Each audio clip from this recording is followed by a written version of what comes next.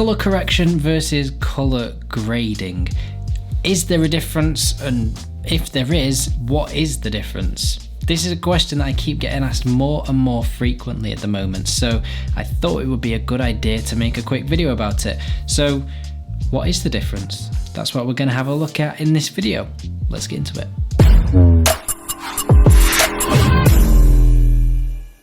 Before we go any further, if you are new here to this channel, my name is Scott Edwards. I make all sorts of videography and tech related videos, so if they are the sorts of things you are interested in, consider clicking that little subscribe button just down below there and come and be a part of this community.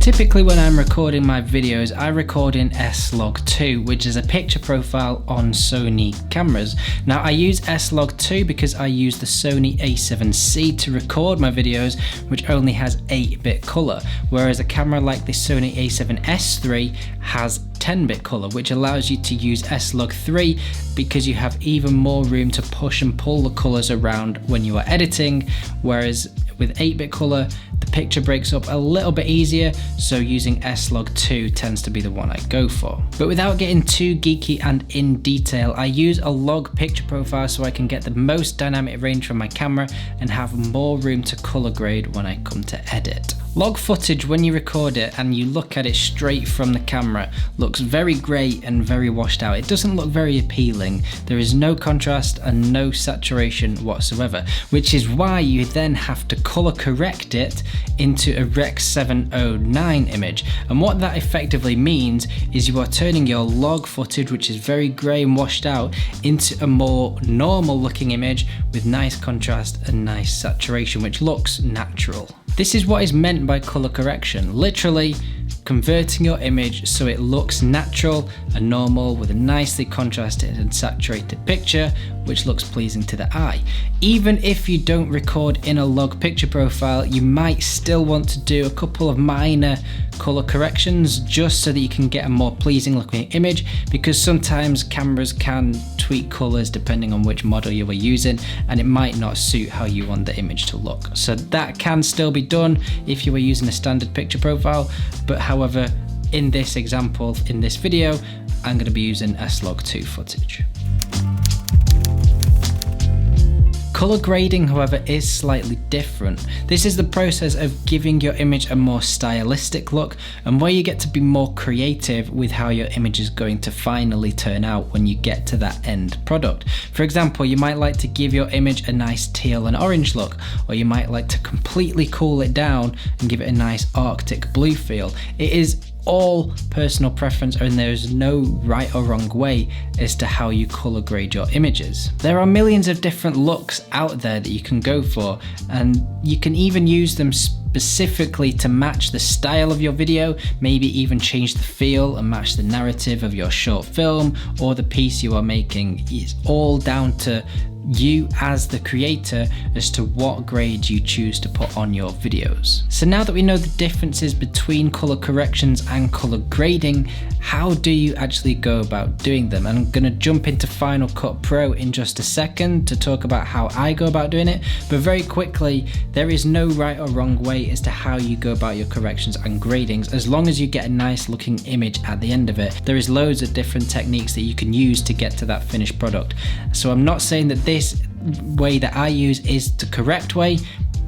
People do it all sorts of different ways, but this is the way I go about doing it to create my YouTube videos nice and quickly and get a good looking image at the end of it. So here we are inside Final Cut Pro, and I have already imported 2 clips. I have here one of Holly while we were sat on the beach as the sun was going down in Brighton last week, and I also have one of me filming a previous YouTube video from a couple of weeks ago. Both of these clips are recorded in S-Log2 on my Sony a7C. The first thing I would always do is my color corrections. You always want to start with your color corrections and don't do your grades before the color corrections. That will become clear as we move on. But the first thing I'm going to do is grab an adjustment layer, so I have a base correction layer, and I'm just going to cut that to the end of the clip. And on top of that, I'm going to go to my effects and type in LUT and drag in a custom LUT onto that base correction. Now here, this is where some people won't agree with this, but what I like to do just to speed things up, because I want to get my YouTube videos made as quickly as I possibly can, is use a correction LUT to create a nice looking image and then make any final tweaks that I might need to. So the correction LUT I use is called a phantom LUT, and you can buy specific ones. So I record in S-Log2 with the S-Cine gamut, so I'm going to choose the natural one, and instantly you can see that we have created a nicely saturated image from what was previously very flat and unsaturated, just straight S-Log2 footage. If we add on that LUT, instantly we have a nicer looking image, and then inside of there you can go in and make any final tweaks that you might like to do. So for example, the highlights are very blown out here. We might want to bring down just the highlights, or you could mess around with all your different exposures. You can also mess around with the saturation a little bit. So you wanted it a little more saturated, just like that.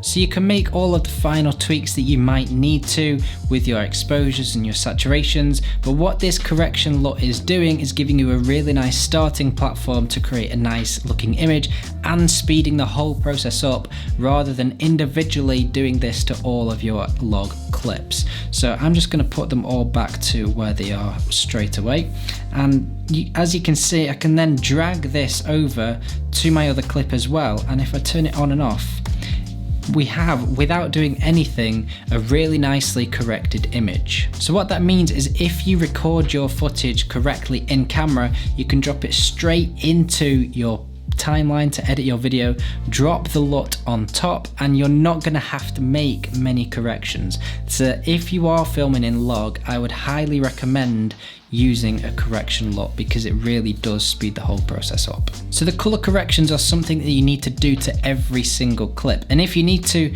make those small tweaks to each individual clip just by making a cut on the base correction so it just surrounds that one clip, and then if you need to change your exposures, but here we don't need to make any changes. So once you have all of your clips nicely graded so they all look normal and natural to the eye, you can then drag on a look grade on top of your base corrections, and if you wanted to, you could then use the color palettes and go into the color section and move all of these around to create your own look. So for example, if you wanted to warm up the shadows, you could do that just by moving around the shadows and getting that into the right place that you want to. If you wanted to add in some blue into the highlights, maybe you wanted to do it the other way around. I've gone very extreme here. You wouldn't ever do this. You'd spend a lot of time tweaking this to where you wanted it. I actually think that looks not too bad, but what I'm going to do is get rid of that color correction, and because I want to create a nice, quick, good looking image, I'm going to cheat again by importing another LUT, and I have here some stylistic LUTs. So these S-Log2, S-Log2 SG3 Cine are both my phantom LUTs that I use for my corrections. I also have here on top Peter McKinnon's LUTs, which are nice stylistic LUTs, and Jake Fru's as well. The one I tend to use is my Peter McKinnon, and I tend to go for the Kodak Killer. Now obviously that has gone on very extreme, but you can then dial that down to where you think looks good. So maybe somewhere around there. Just warmed it up nicely, and instantly you can see that we have a great looking image. But if we take both of these off, that is where we started with the original S-Log2 footage. We turn them back on, it looks so much better, and we have a nicely graded and corrected image. And you can then do this for all of your clips. So as you can see, if we turn it on and off here as well, that is what we have at the end, and that is what we started with. So there is a massive difference, and you can see the difference that color corrections and color grading makes. As I mentioned before, you want to start with your color corrections. So for example, if I turn off the base corrections, which has all of my color corrections off, you can see the grading hasn't really done anything. If we turn it on and off, it's made it slightly warmer, but the footage still looks washed out. There's no contrast and no saturation. It just doesn't look very good. But if I then turn on the color corrections again, you can see that that is the most important part of creating a nice looking image. And then the grade is just sat on top of your corrections, just giving your footage a nice consistent look across all of your clips in the video. So that is the difference between color grading and color corrections. They are both very important. Again, color corrections is probably the most important, and grading is the stylistic, creative part of it, where you can have a little bit of fun with it. But you can do all of this yourself. You can use LUTs. Just make sure you are making those final tweaks. Don't just stick a LUT on and then leave it. There is always going to be tweaks to be made even when you're using LUTs. So yeah, hopefully that helps out with your color corrections and gradings. Let me know what you think. How do you go about color corrections and gradings? Let me know in the comments below. Don't forget to hit that subscribe button, and I shall see you all very soon in another video.